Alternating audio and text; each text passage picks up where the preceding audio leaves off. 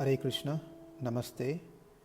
Question is, Krishna says in Bhagavad Gita clearly that one who has attained my abode never returns into this material world.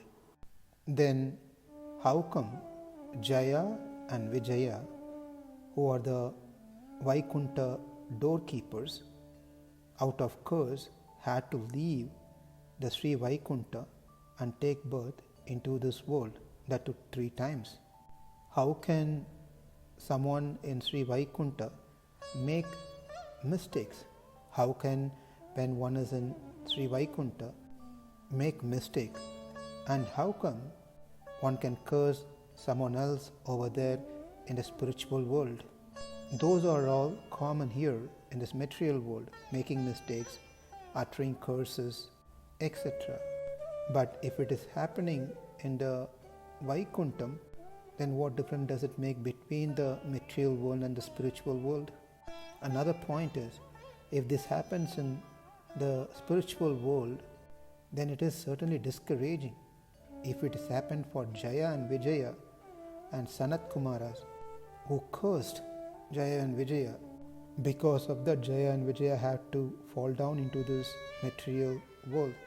So what is the guarantee that when we go to the spiritual world, that we will not fall down into this material world? And also, Krishna clearly says in many places that one who returns to my place, my abode, will never have to return into this material world. Krishna says, when you are in my abode, you will not fall down. Whereas the story here says Jaya and Vijaya fell down from their position. Seems contradictory. So this is the question. But before we answer the question, let's hear another story which is in supportive of this question. There was a snake by name Sumukha who was chased by Garuda, and helplessly Sumukha went to the abode of the Lord, and then he coiled himself under the throne of the Lord, seeking for his shelter to save him. When Garuda came there, the Lord refused to return the snake to Garuda. Garuda got a little upset and he said, "My dear Lord, this is my food, you have to give it to me." And the Lord refused, saying that he has surrendered unto me, therefore I have to give shelter and protect him. Garuda said, "You don't have gratitude, my Lord. I have been carrying you and your consorts whenever you wanted. In return, this is what you do to me, taking away my food?" And the Lord smilingly said, "Look, the hunger even affects a person like you, Garuda." So the question here is, Garuda is one of the Nityasuris, eternally liberated Atma in the spiritual world. And Sumukhan was not a liberated Atma. He was running for his life to save his life from Garuda. And Garuda was chasing Sumukhan because he was hungry. He wants to eat the snake. So the question to support the original question is, Garuda being a Nityasuri, how come he has hunger? And Sumukhan being a ordinary living entity, how can he enter into the Vaikunta? As it is not easy for anyone to everyone to get entry into Vaikunta. Vaikunta is the place where there is no thirst, hunger, old age, disease, any mental fear, nothing. No fight, no competition. It is a place for those who are completely frustrated with material world. It is a place who completely focuses on their devotional service unto the Lord. So that place is not for anyone and everyone. It is for selected Jivatmas only. Then how come Sumukhan got an entry? And how come Garuda, who is a Nityasuri, got hunger? And also questioned the Lord. The answer to these sort of questions are of 2 different viewpoints. Let's see both the explanations. From the pages of Bhagavatam, that is in the 7th canto, 1st chapter, There's a conversation between sage Narada and King Yudhishthira. The sage Narada speaks to King Yudhishthira saying that the gopis of Vrindavan, they attain the Lord through their love, Kama. Kamsa by his fear, Shishupala and other kings by envy, Yadavas by their family relationship with Krishna, Pandavas by their great affection for Krishna, and we, the general devotees, by our devotional service. That's how we obtain the mercy of Krishna. Somehow or other, one must consider Krishna's form very seriously, either friendly or inimically. Krishna wants us to think. How we think, he doesn't care about it.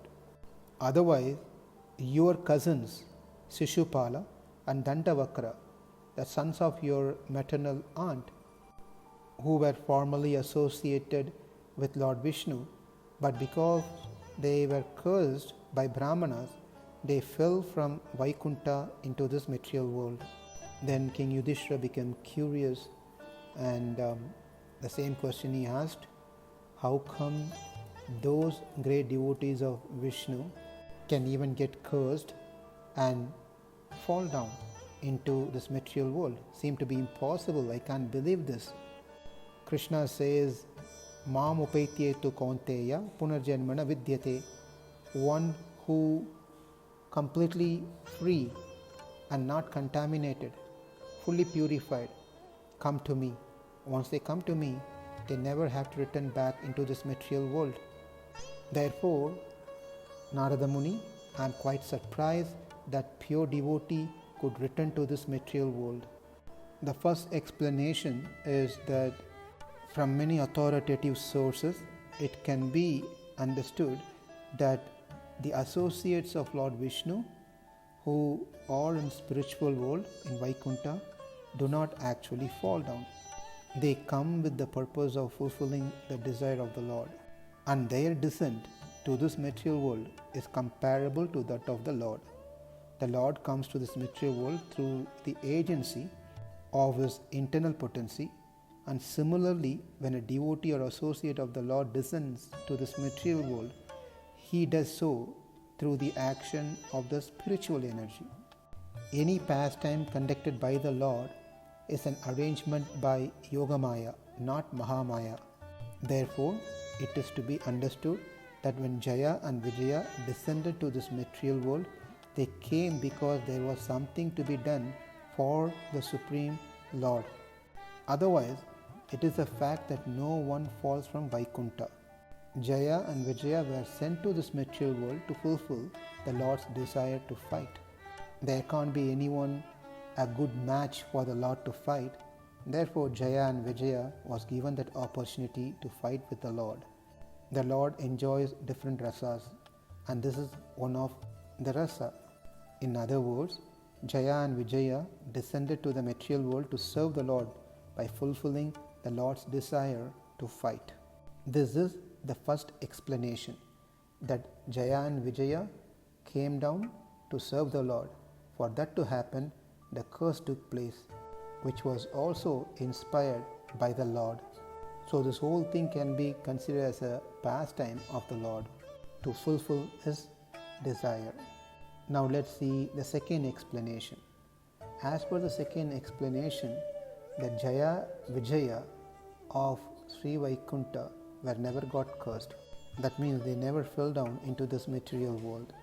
Also, the four Kumaras never visited the Sri Vaikuntam. That means they never cursed Jaya and Vijaya of the Sri Vaikuntam. Well, how is that possible? We heard this several times. We read several times. It is Jaya and Vijaya who got cursed and fell down as Hiranyaksha, Hiranyakashipu, Ravana Kumbhakarna, Shishupal and Dandavakra.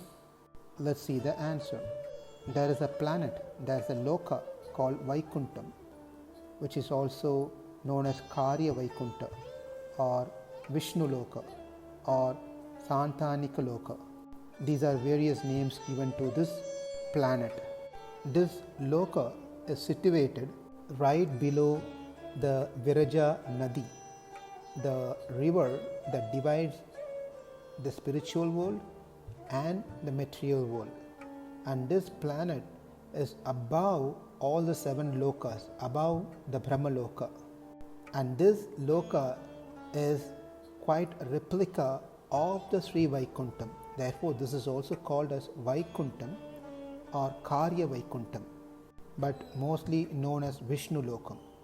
In Ramayana, we studied when Lord Rama winded up his pastime in the material world and ready to return back to the spiritual world, he took pretty much everyone from Ayodhya. The first place they were dropped is this loka called Vishnu Lokam or Karya Vaikuntham. They stayed there some period before they could be transferred to Sri Vaikuntham, the actual spiritual world. So, coming back to our original question, Jaya and Vijaya in the spiritual world got cursed by the Sanat Kumaras, the 4 sons of Lord Brahma, Manasika Putras. If curse could take place, that cannot be a Sri Vaikuntham, it cannot be that spiritual world. It is not the Milky Ocean either, because that is not referred in any of the scriptures as where the event took place. So the only place that is left is Vishnu Lokam. That's the only planet which is the replica of Sri Vaikuntham where this event could have taken place. Narada Muni in Bhagavatam, 7th canto, 1st chapter, 36th verse says, Ekadha Brahmana Putra Vishnu Lokam Edirchaya. Once upon a time, when the 4 sons of Lord Brahma named Sanaka, Sanandana, Sanatana, Sanat Kumara were wandering throughout the 3 worlds, they came by chance to Vishnu Loka. Here is explicitly, very clearly mentioned as Vishnu Loka. Earlier, it is said Vaikuntha. This Vishnu Loka is a replica of that Vaikuntha. Therefore, sometimes the Vishnu Loka is also called as Vaikuntha. And as we read this sloka, it says Vishnu Lokam Edirchaya. By chance, the 4 Kumaras came to Vishnu Lokam. No one can by chance get entry into Sri Vaikuntham. In the 4th canto of Srimad Bhagavatam, in the purports, Prabhupada mentions about this Vishnu Lokam, which is actually within the material world. It is not in the spiritual world. The inhabitants of Vishnu Loka are of the same bodily feature of Lord Vishnu. That means they also have 4 arms and hold Shankha, Chakra, Gadha, Padma. Their bodily features are exactly like that of Lord Vishnu. Also in the 4th canto, 12th chapter, 20th sloka's purport, Prabhupada quotes from Padma Purana that in the spiritual world, the Lord personally expands in all directions and is worshipped as Vasudeva, Shankarshana, Pradyumna and Aniruddha. The same God is represented by the deity in this material world, that there is a Vaikuntha Loka covered with water in this material world where Vasudeva is located. Another planet known as Vishnu Loka is situated above Satya Loka, and there Shankarshana is present. From all these various sources, it is clear that there is a Loka called Vishnu Loka, which is within the material creation, which is replica of Sri Vaikuntham, that is in the spiritual world, has gatekeepers, and the Lord situated in this Vishnu Loka. And these gatekeepers are of the same name, Jaya and Vijaya. They are not the same Jaya and Vijaya of the Sri Vaikuntham. Though this Vishnu Loka is replica and glorious like Sri Vaikuntham, but it's not still free from the Prakriti, the influence of the Prakriti. Therefore, the 4 Kumaras came to this Vishnu Loka, and there they cursed the 2 gatekeepers whose names were also Jaya and Vijaya. It was those Jaya and Vijaya who got cursed had to take 3 times birth in this material world. And the same applies to the story that we saw of Garuda and Sumukha. That also took place in this Vishnu Loka, not in the Sri Vaikunta. So if we take the second explanation, there is no need to justify why this happened in the spiritual world, because this never took place in the spiritual world. It happened within the material world in Vishnu Loka, which is like Vaikunta. If we stick on to the first explanation, well, that is the desire of the Lord, and he has some special selected Jivatmas whom he assigned them to take up some services in whatever way he wants that to be done. Because those who are in the spiritual world are completely surrendered soul, they do things that pleases the Lord. If they have to go through certain things, it is a pleasure for them, it's not a pain. Now, combining these two explanations, there is one important point that the Lord wants to give us a message. Two exalted jivas who are holding the post of gods for the Lord in this loka committed Bhagavata Apachara, offense to the Lord's devotees. Because of this, they had to take birth 3 times as opponent of the Lord. It really doesn't matter who we are. If we commit offense to a devotee, we have to suffer the consequences as we displease the Lord. As we are very curious to know answers for such questions, we should not miss out the essence of the whole event. The message is, be careful when dealing with devotees. Do not commit any offenses to devotees. Thank you. Hare Krishna.